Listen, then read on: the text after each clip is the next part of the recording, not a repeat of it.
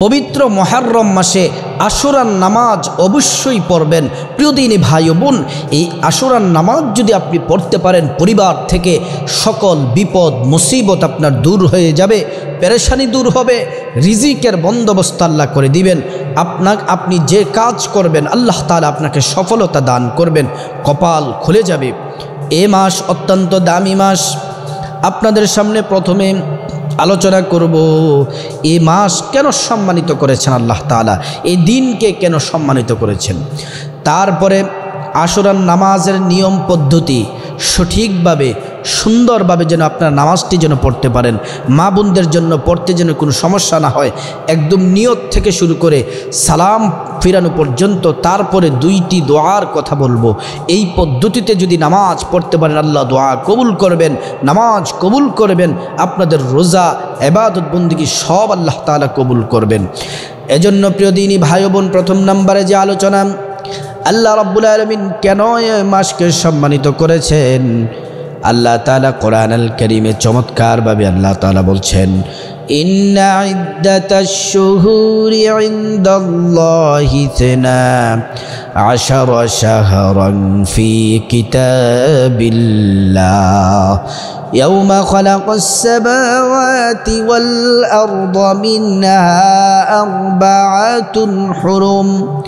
আল্লাহ রাব্বুল আলামিন যেদিন তিনি আসমান জমিন এবং তার মধ্যে যা কিছু আছে সব সৃষ্টি করেছেন, ওই দিন থেকে 12টি মাস আল্লাহ তাআলা বৎসরে 12টি মাস নাম রেখেছেন। 12টি মাসের নাম দুঃখজনক হলো আমরা মুসলিমরা অনেকেই জানি না। সব মুসলিম বাঙালি যত মুসলিম আছে সবাই বাংলা মাসের নাম সুন্দর করে সঠিক উচ্চারণ করে বলতে পারে, ইংরেজি 12 মাসের নাম বলতে পারে। অধিকাংশ মুসলিম আছে যারা আরবি 12 মাসের নাম জানে না। এটা দুঃখজনক, খুব পরিতাপের বিষয়। প্রিয় দিনী ভাই ও বোন, আপনার ছেলে মেয়েকে আপনি বাংলা 12 মাসের নাম, ইংরেজি 12 মাসের নাম যেমন গুরুত্ব দিয়ে শিখিয়েছেন, আরবি 12 মাসের নাম শিখানো তার চেয়েও বেশি গুরুত্ব। কারণ এই মাসের নামগুলো আল্লাহ তাআলা রেখেছেন। 1 নম্বরে মুহররম, 2 নম্বরে সফর, 3 নম্বরে রবিউল আউয়াল, তারপরে রবিউস সানি, জামাদুল আউয়াল, জামাদুস সানি, রজব, শাবান, রমাদান, শাওয়াল, জিলকদ, জিলহজ। এই হলো 12টি মাস। এই 12টি মাসের মধ্যে 4টি মাসকে আল্লাহ রাব্বুল আলামিন সম্মানিত করেছেন। এই 4টি মাসকে সম্মানিত করেছেন। 1 নম্বর হলো জিলকদ, 2 নম্বর হচ্ছে জিলহজ, 3 নম্বর হচ্ছে রজব, 4 নম্বর হচ্ছে মুহররম মাস, সম্মানিত মাস। এই মাসগুলোতে মুসলিমরা মারামারি, কাটাকাটি, ঝগড়া ফাসাদে লিপ্ত হওয়া থেকে আল্লাহ বিরত থাকার নির্দেশ দিয়েছেন। এজন্য প্রিয় দিনী ভাই ও বোন, আপনাদেরকে অনুরোধ করে বলতে চাই, এই মাসে ঝগড়া ফাসাদ, দাঙ্গা হাঙ্গামা, গালমন্দ করা যাবে না। এই আশুরার দিন, মুহররমের 10 তারিখ আশুরার দিন কেন এত দামি? এই দিন আল্লাহ রাব্বুল আলামিন আসমান জমিন সৃষ্টি করেছেন। এই দিনে আবার আসমান জমিন যা আছে সব ফানা ফানা করে দিবেন, ধ্বংস করে দিবেন, টুকরো টুকরো করে দিবেন।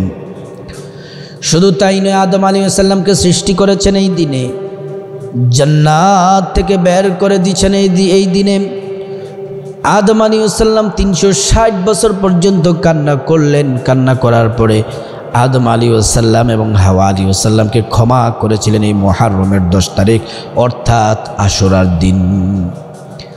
হযরত নূহ আলাইহিস সালামের কিস্তি জ্যোতি পাহাড়ে গিয়ে লেগেছিল মুহররমের 10 তারিখ। হযরত ইউনুস পয়গম্বরকে মাছের পেট থেকে আল্লাহ তাআলা মুক্ত করেছিলেন এই মুহররমের 10 তারিখ। হযরত ইব্রাহিম আলাইহিস সালামকে নমরুদের অগ্নিকুণ্ড থেকে মুক্ত করেছিলেন এই মুহররমের 10 তারিখ।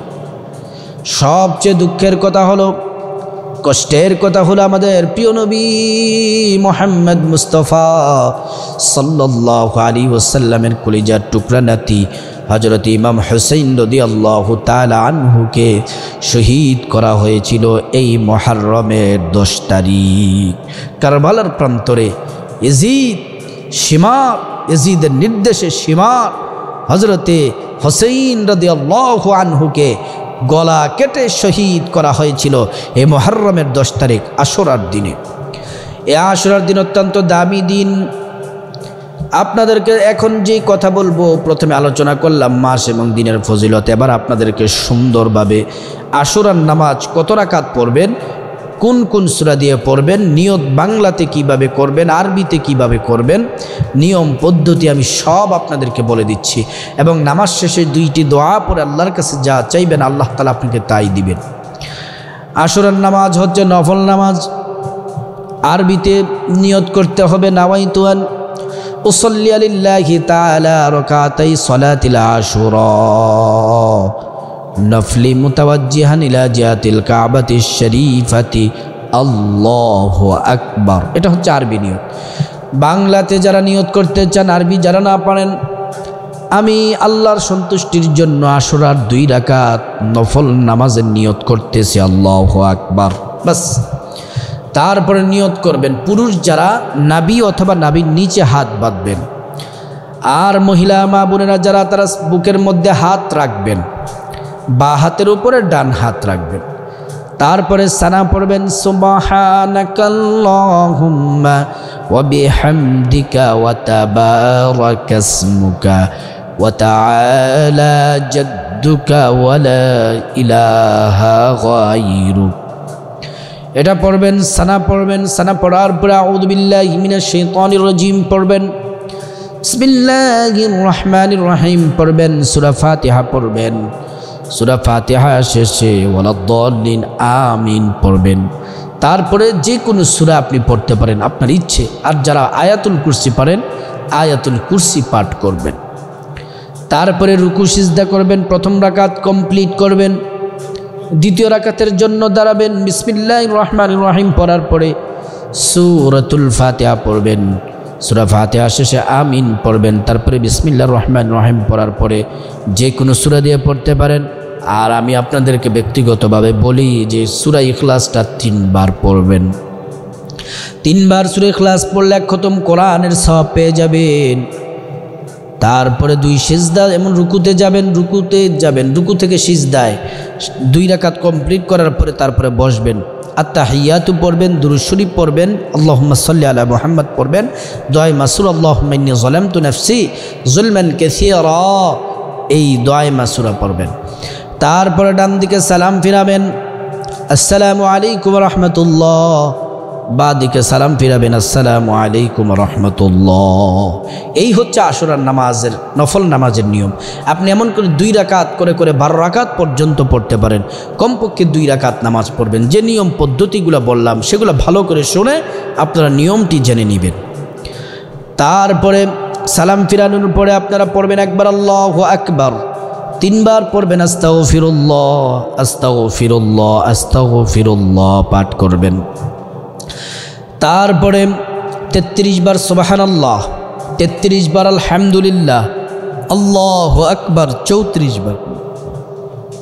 তারপরে প্রিয় নবী মুহাম্মদ সাল্লাল্লাহু আলাইহি ওয়াসাল্লামের উপর 70 বার দুরূদ শরীফ পড়বেন। যে কোনো দুরূদ পড়বেন, কমপক্ষে ছোট্ট দুরূদ হলেও পড়বেন সাল্লাল্লাহু আলাইহি ওয়াসাল্লাম। তারপরে একটি দোয়া পড়বেন, যেই দোয়া পড়লে আল্লাহ জীবনের সব গুনাহগুলো মাফ করে দেয়। যেই দোয়া পড়ার কারণে আদম আলাইহিস সালামকে আল্লাহ ক্ষমা করে দিয়েছিলেন। দোয়াটি আল্লাহ কোরআনে সুন্দর করে লিপিবদ্ধ করেছেন। এই মুহররমের 10 তারিখ আশুরার দিন আদম আলাইহিস সালামকে ক্ষমা করেছিলেন। দোয়াটি হলো রব্বানা যালামনা আনফুসানা ওয়া ইল্লাম তাগফির লানা ওয়া তারহামনা লানাকুনান্না মিনাল খাসিরিন।